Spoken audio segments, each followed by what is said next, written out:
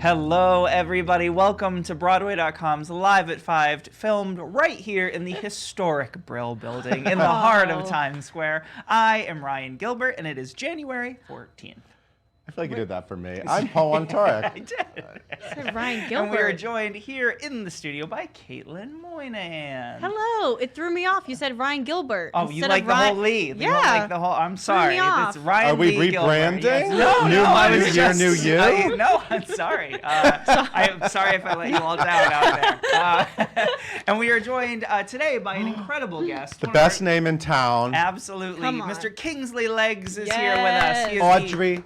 Audrey II, off-Broadway with A Little Shop of Horrors. We're going to talk to him about that and so much more. But first, let's talk about today's Top 5.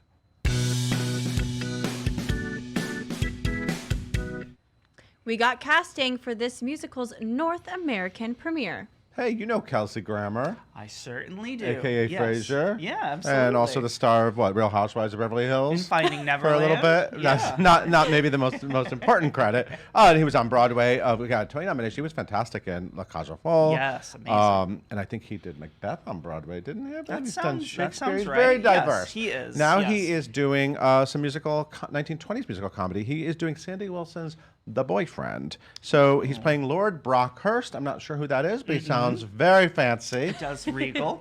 Grand, and this is a transfer of a production done in London at the Miniere Chocolate Factory. Now it's happening in Toronto at the Princess of Wales Theatre. It's a limited run from March 29th to May 3rd, and Matthew White is the director. More casting to come. This is a love letter to 1920s musical comedies. And it's set in the south of France, and there's a lot of dancing and singing, and great. I'm curious about it. I don't know this show very well, so No, I've not I heard would of love it. it to maybe stop in New York for a bit. That'd be nice. I don't know. Yeah, we'll see. Some of our Broadway faves were honored with an awesome prize from their run in Los Angeles. Yes, we were talking about the 2020 Ovation Awards, and some great Broadway people were honored. Tina star Daniel J. Watts. Oh my God! Ike Turner himself. And he played Sammy Davis Jr. And that's what he Lights won for. Out. He won for featured actor in a musical for his turn as Sammy Davis Jr. It was in so Lights good, Out. Ryan. I I saw it. It was so fantastic. I want it to come here. It was such a great production. Maybe. Well, now that, people are being honored for it. Also, Michael Arden won for direction of a play, and he helmed A Christmas Carol out in L.A. And speaking of, Jefferson Mays won for Best Leading Actor in a Play for his turn as Scrooge in A Christmas Carol as well. Congratulations to all of those winners, all very deserving, wonderful people. You can see the full list of all the winners of the 2020 Ovation Awards on our site right now. So check it out. Some of the biggest stars of the stage are getting together to honor Jerry Herman. Yeah, so the great Jerry Herman passed away on December 26th, and there will be a memorial service February 3rd at the L'Enfantine Theater, which is actually the first place I ever saw Hello Dolly. So what a the 90s revival with Carol Channing in it. This is happening at 3 p.m. on February 3rd, and Michael Feinstein is producing it. So there's going to be a good lineup of people. So, I mean, look at this lineup. This is crazy. Sutton Foster, Kristen Chenoweth, Kelly O'Hara, Harvey Firestein, Bernadette Peters, Jeremy Jordan, Betty Buckley. I mean, Legends. Bye. what a crazy! Can we film this with like 8 cameras, please? Let's go. Yes. This Michael? sounds important. Angela Lansbury, who won Tonys, of course, for Mame and Dear World, both Jerry Herman shows, is doing a video tribute to the late composer. He, of course, also wrote La Cage, which Kelsey Grammer was in. And Milk and Honey, the Grand Tour, and he won a special Tony in 2009. It will be a very special tribute to one of star-studded. Broadway's greats. We're giving a round of applause to Cameron Dallas, who's making his Broadway debut tonight. Are we? Yes, Round of we applause. are. We are. Cameron Dallas looks great with his hair pushed back. He is going to be that was playing good. Is that a Aaron. reference to something? Mean Girls. Oh, sorry. He is playing Aaron Samuels, the character who looks great with his hair pushed back. back. He is doing a 4-week run in the show, marking his Broadway debut. Congrats to him. He is filling in for original cast member Kyle Seelig. Don't worry, he is just taking a leave of absence from the show. He will be back in due time. If you are not familiar with Cameron Dallas, then you may not use Vine, Instagram, Twitter, or YouTube Right. because he's huge on those platforms and has over 40 million followers. Can Right. you imagine? 40 That's a lot of million people. In 2018, he also released his first single called Why Haven't I Met You? He will conclude his run in the Mean Girls hit on February 9th. So get yourself to the theater to check him out. If Hey, you're, Cameron if you're a Dallas Dallas, fan. why haven't we met you? Yeah, Why also don't you Cameron come Dallas. do live at 5? I Yeah, what a asked. great idea. All right, well, you know, a little push. There you go. And some Broadway songwriters are gearing up for the screen. So this is Alan Zachary and Michael Weiner who wrote First Date. You love that Yes, show? I did That was like a really that fun a lot. show. Yeah, it was really fun. They're doing a new musical comedy series for Amazon. It's called Nobody's Princess. Ooh. It's an irreverent musical comedy that reimagines the stories of 4 classic fairy tale princesses for today's generation. This is a hot thing. This Hot is topic, happening a yes. lot. In This addition is to Once upon a in one more addition to everyone time. writing a Cinderella musical. Yes, there's also in the general, Britney everyone is musical. doing princess stuff. Yeah, people- I Hey, think the Britney Princess Spears. Party started all this over at Feinstein's 54 Below. Laura Osnes started all this. Osnes, thank you. So now, yeah, you're right, because there's the Britney Spears musical. yeah, which is Come on. also about, yes, right. this is the hot So thing right now. this one's on TV. That's- It'll feature original songs from the songwriters, and it is the show is written by Nicole Delaney, and James Corden is one of the producers. This is all happening for Very Amazon. cool. So this is fun. Yeah. There's a lot of singing happening. I'm gonna check it on out. TV, and we're into it because it means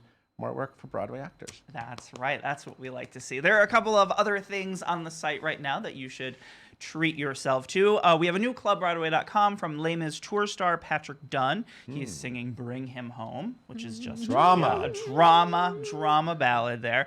A new episode of Ben Crawford's perfect backstage vlog, Face Off, episode 3. Check that out. A Soldier's Play is beginning performances, and we have show clips from that as well. And finally, this Sunday is the Grammys, right? That's right. Oh, no, it's next Sunday. it's Next Sunday. Yes. Not yet. Calm down, everybody. He's ready. But all the I'm ready. Yes. Yeah. I'm ready.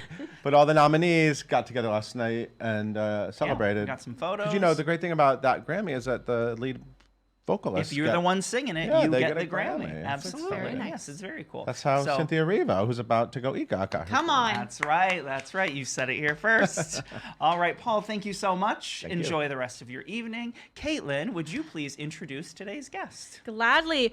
Yes, you guys, we got Kingsley Leggs here with us in the studio today because you guys can currently hear that lovely voice as Audrey II in Off-Broadway's Little Shop of Horrors. He was recently seen in Broadway's Pretty Woman, and previously before that, he was in The Color Purple and Sister Act, so he knows what he's doing. Make sure you guys follow him on Instagram at Kingsley L, and then we can persuade him to post more photos because I feel like he's got some goods that he's been hiding out from us. Leave all of your questions in the comments down below, and everyone, please welcome Kingsley and Ryan. Hello there, sir. Yeah. No pressure. Hello. No No pressure pressure. from Hello. this side of I'm the just room. saying- I'm just not a saying- poster. I'm just saying. How are you, sir? It is so Good. wonderful to see you. I'm very excited to chat with you. I have already seen Little Shop of Horrors 3 times. Yes. I'm a big fan. What do you love about being part of this production, and why did you want to be a part of this production?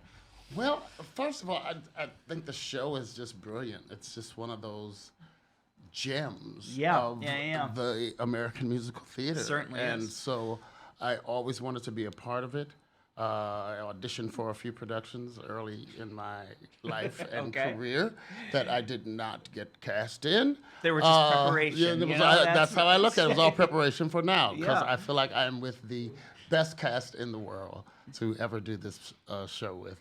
Yeah, it's just a wonderful experience to be part of a show that has such a history Yeah. and means so much to so many people.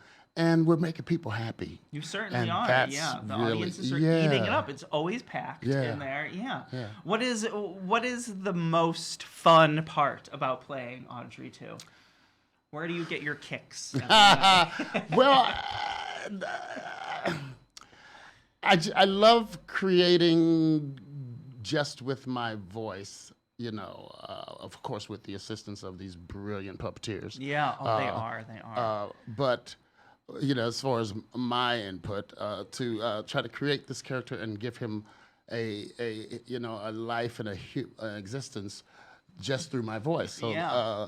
that's been challenging and fun. But I also love the fact that I also kind of get to see the show from a bird's eye view. Yes, so while I'm doing it, yeah, so you're it's in the like back having of the the best theater. of both worlds. Right. To be in it, but be apart from it to enjoy it in a different kind of way. So. And during the rehearsal process, when you were prepping and everything, even though it's just your voice radiating to the characters, those actors on stage, during that stage, were there chemistry trying out with Jonathan and Tammy and Gideon or anything like that? Well, the guy, first of all, the puppeteers, as I mentioned before, they're incredible. Yeah, they really are. And they are, certainly, they're half of Right, they're what the taking their plant has cues become. from You know you. what I mean? Yeah, right. And so first of all, it's a really tight group of people. Mm-hmm. We have a really good time together, and we all really wanted to and was excited about doing the show. Yeah. And bringing the characters and the show to life and in this new incarnation of it. Yeah. So we spent a lot of time working together, myself and the puppeteers, and and it's just the natural process of working on a show and working on the material every day, and you find things and things grow, and you find what works and the chemistry between actors and characters. So, Right. yeah. And you said you were a fan of this show before, early on. Yeah. What is it about this show that hooks you? Well, I love, first of all, I think the score. I think everyone loves the score. The score is perfect. It's just, it really is. you never get tired of hearing these songs. No, exactly. Even now, we just celebrated our 100th performance. Yes, and congrats But on I that. still enjoy listening to the songs every night. I still enjoy singing them every night. Mm-hmm. And I think the audiences do as well. That's why Yeah. they keep coming. We had someone, you say you've seen it 3 times. There was someone there this weekend that I recognized, and I was like, oh, you're back again? She's like, yep, 5th time. Mm-hmm. So, It it's really, encourages that kind of, and it's really special dedication. to be a part of anything that's garnering that kind of response. Right. When did you first know? When did you first figure out that you loved performing? Oh, wow. I guess, as the story goes, I did my first real kind of show as a sophomore in high school. Okay. It was Carousel. Oh wow. And I remember all right. sitting on the blanket singing "This Was a Real Nice Clam Bake," and looking around and then just being happy. It's Yeah, like, what a this is all right. If I could do this for the rest of my life, I think I'd be okay with this. Mm-hmm. And did you sing in church or anything like that? I sang in church. I sang in school. I was in speech contests and stuff when I was wow. little. What's that like? I don't know. Well, I'm from another time when there was a lot of art programs in the Okay. schools. Well, and so they yeah. had a speech program that it was kind of an extracurricular thing that happened after school. But yeah, you would learn speeches and then you would go to like a regional deliver competition them? and deliver them, and then they would judge you. Right. Right. I still have a little trophy. I say kept it all these years just to Wow. remind me of from whence Where I they come. began. Yeah. So being in front of people, performing in front of people, was always just kind of in your Well, bones. I guess it was always there. I watched a lot of movies and old television stuff with my grandmother. She loved to laugh, Right. and she loved the old movies, and she loved the musical movies. She loved Elvis. We used to watch all the Elvis movies together. Right. And so I think my love for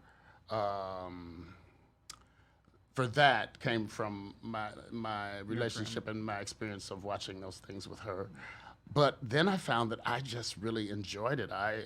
When I was a kid, there was a lot of variety shows, and I just loved watching Right. all the stars come on, and I marveled at how talented they were because everybody did everything. Sure, sure. And- Everybody sang, everybody danced, and Right.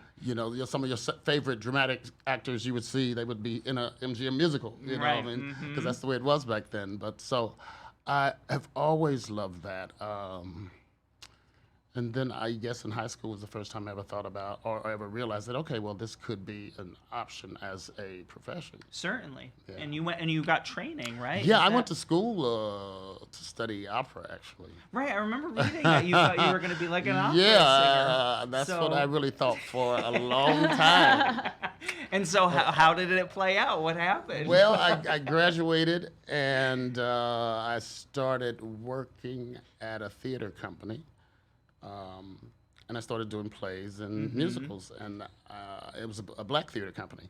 And so at the time, I didn't even realize that there were so many plays any black plays out there. sure, You know what I mean? yeah, I had grown up with Carousel, Right. and then opera and stuff in college. So I really didn't had no knowledge of all this material and all Certainly. this wealth of stuff that was out there.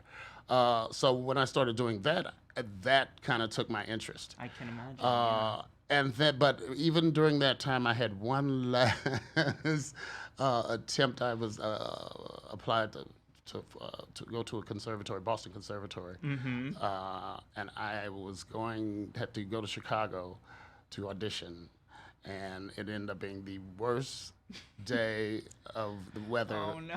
biggest snow day of the year. Long story short, I missed my audition and everything. They let me sing anyway, but they wouldn't let me compete. Right.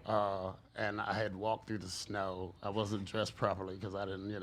I've been Oh, in it was that a Chicago weather nightmare. before. It's awful. It was an absolute nightmare.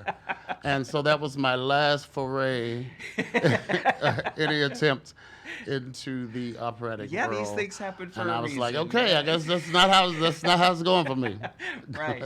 So, and then I just never looked back.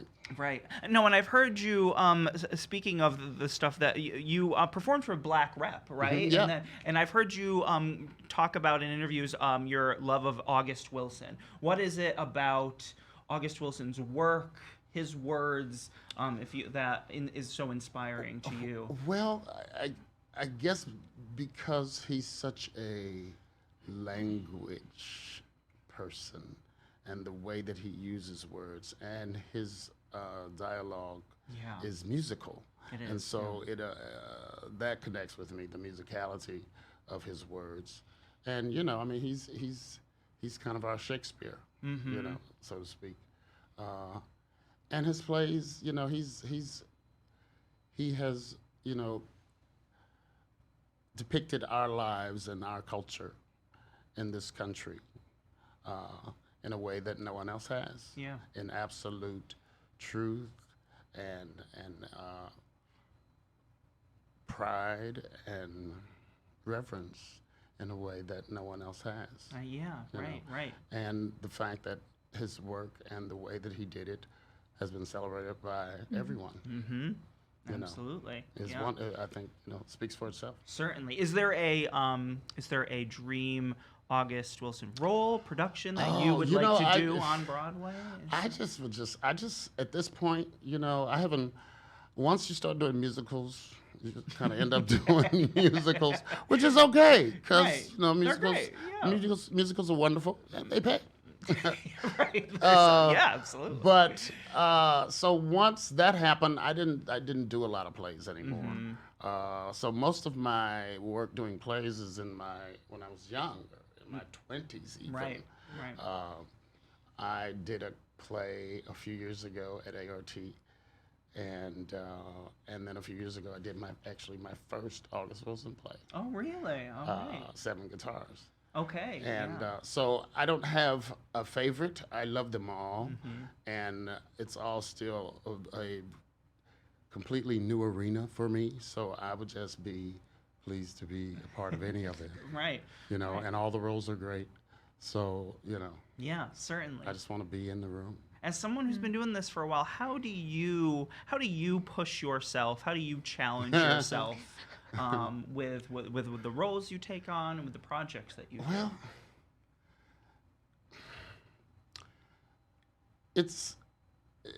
I would say it's difficult, but I think it's only as difficult as you make it. I mean, the big change, I think, is where you are as a person and as a performer. We change. We grow as people. Hopefully, we grow as artists. And so what we seek from the business becomes different. And the kind of roles that we are willing to play or that we want to play Yeah. become different, I'm at an age now where despite what I think or want, my age dictates to some degree the kind of parts that I'm going to be able to play now. And that becomes, in some ways and sometimes, a little less available to you.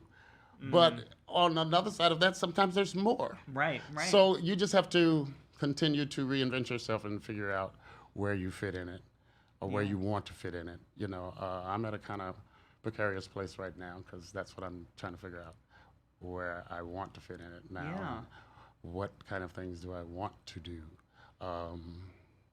But you have to make those decisions for yourself. Certainly. It's very easy when you're working, and if you're working consistently, to just continue to work.